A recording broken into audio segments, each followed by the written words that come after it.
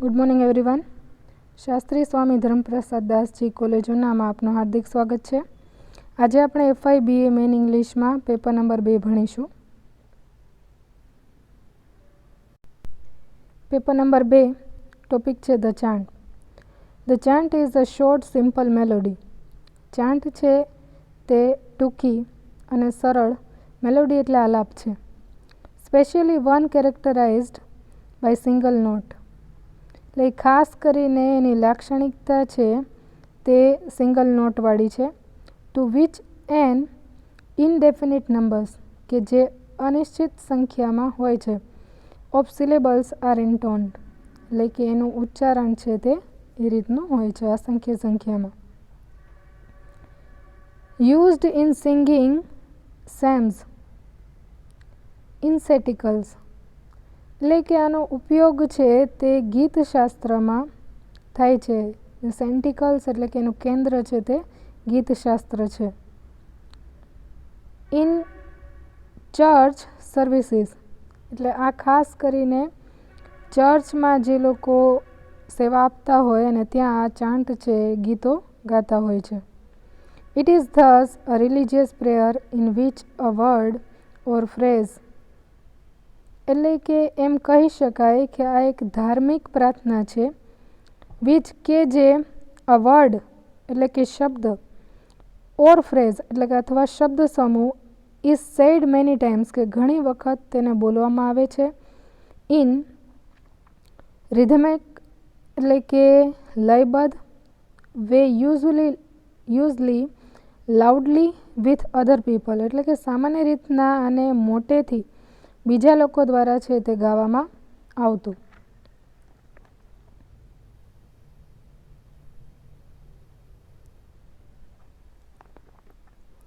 The chant is a poem usually of no fixed form.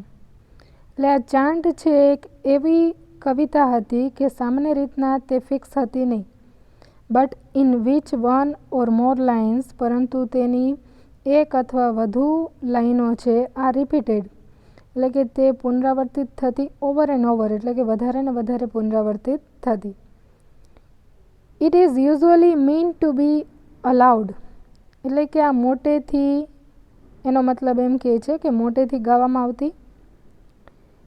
એન્થ્રોપોલોજિસ્ટ believe એટલે કે માનવશાસ્ત્રી માનતા હતા દેટ પોએટ્રી એઝ અ ડિસ્ટિંક્ટ એટલે કે આ કવિતા છે તે અલગ છે ફ્રોમ સ્પીચ એટલે કે બોલીમાં અલગ છે. પ્રોબેબલી એટલે કે કદાચ.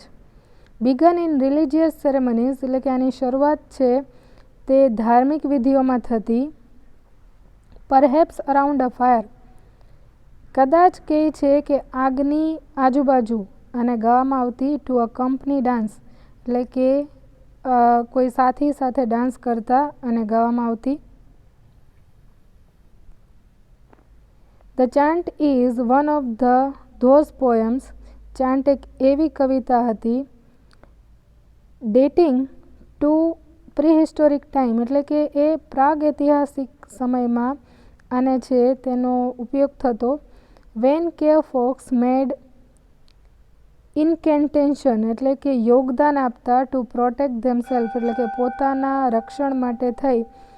ફ્રોમ સ્ટ્રોમ એટલે આ કવિતાનો ઉપયોગ કરતા એટલે કે શેનાથી બચવા માટે તો કે સ્ટ્રોમ્સ એટલે કે તોફાનો.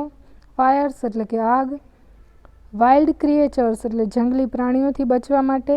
And to help in hunt શિકાર કરવા માટે મદદ મળી રહી. ટુ ફાઇન્ડ ગુડ મેટ એટલે કે સારો સાથી મળી રહી તેના માટે. To keep the children safe and વેલ આપણા બાળકો છે તે સુરક્ષિત રહે અને સારી રીતના રહે. And to teach about those who vent before અને બીજા લોકોને પણ આ શીખવતા હતા. The chant is a form that catalyze energetic and expansive એટલે કે આ ચાન્ટ છે તે ઉર્જાસભર અને વિસ્તૃત કવિતા હતી. Poem and yet offered numbers formal techniques અને આને ઓફર માંગણી પણ કરવામાં આવી અસંખ્ય ટેકનિકો છે તેની અંદર નાખવામાં આવી. Such as the use of repetition, આમાંથી એક ટેકનિક એ હતી કે આમાં પુનરાવર્તન ખૂબ થતું. વેન વન ચાન્ટ્સ લાઇન અલાઉડ, જ્યારે એક વ્યક્તિ છે તે ચાન્ટની લાઇન છે તેને જોરથી મોટેથી બોલતા. વન ગેટ્સ કેચ, બીજો વ્યક્તિ છે તેને પકડી લેતો. કેચઅપ એટલે પકડી લેતો. ઇન રાઇમ એટલે કે આની કવિતાને. એન્ડ રિધમ અને લઈને. And begin to keep the bit એટલે કે આની જે બીટ છે તેને પકડી લેતા. જેસ્ટર એટલે કે એના હાવભાવને. એન્ડ સ્વે એના પ્રભાવને. પ્લે વિથ સાઉન્ડ એટલે કે અવાજ સાથે છે તેને ગાતા. એન્ડ ઇવન ડાન્સ પણ કરતા હતા. It is a very physical experience and it is the most appealing aspect of the chant. એટલે કે આ એક શારીરિક અનુભવ હતો અને આ એક એવું પાસું હતું કે જેને દરેક છે અમલ કરતું હતું. Of course one can read chants too, અમુક ચાન્ટ છે તેને બોલતા પણ હતા. In order to realize the full potential એટલે કે પૂરી ક્ષમતાથી આ લોકો એ છે એને વાંચતા. One must explore the possibilities of chants words, અમુક છે તે શોધ કરતા ચાન્ટના શબ્દોની. એન્ડ પરફોર્મ ધેમ અલાઉડ અને તેને અમલમાં પણ મોટેથી અમલમાં મૂકતા. It is because chanting is a cooperative language sharing movement. Chanting જે છે તે એક સહકારી ભાષા હતી અને શેર કરતી, વહેંચતી એની ક્ષણોને. એટલે એક વ્યક્તિ ગાતી અને બીજી વ્યક્તિ છે તેને પકડી લેતી એ શબ્દોને અને એનું રિપીટેશન કરતી એટલે શેર કરતી. Chants are rich in musical qualities એટલે કે એની જે મ્યુઝિકલ જે ગુણ હતા તે સમૃદ્ધ હતા. And they are by nature, તે સ્વાભાવિક હતા. ડ્રામેટિક ટુ, નાટકીય પણ હતા.